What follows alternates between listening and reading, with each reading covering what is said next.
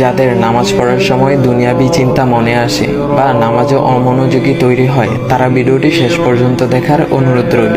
হযরত আলী রাদিয়াল্লাহু তাআলা আনহুর কাছে একজন ব্যক্তি এসেছে। তখন লোকটা বলল, হুজুর, আমার নামাজে মন বসে না। নামাজে দাঁড়ালে আমার দুনিয়াবি নানা চিন্তা আসে। হুজুর, আমার এই নামাজ কি আল্লাহ তাআলা কবুল করবেন? তখন হযরত আলী রাদিয়াল্লাহু তাআলা আনহা বলেছেন, না, তোমার নামাজ কবুল হবে না।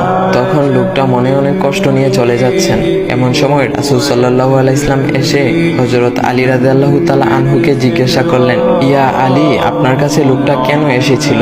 এসে দেখি মন খারাপ করে চলে গেল। কেন, কি হয়েছে আমাকে বলুন। তখন আলী রাদিয়াল্লাহু তাআলা আনহু বলেন, তিনি আমার কাছে জানতে এসেছেন যে নামাজে দুনিয়াবি চিন্তা আসলে নামাজ হবে কিনা। আমি বলেছি, না, তোমার নামাজ কবুল হবে না। রাসূল সাল্লাল্লাহু আলাইহি ওয়াসাল্লাম তখন বলেন, ইয়া আলী, আপনাকে আমি একটা চাদর উপহার দিতে চাই, তবে একটা শর্ত আছে।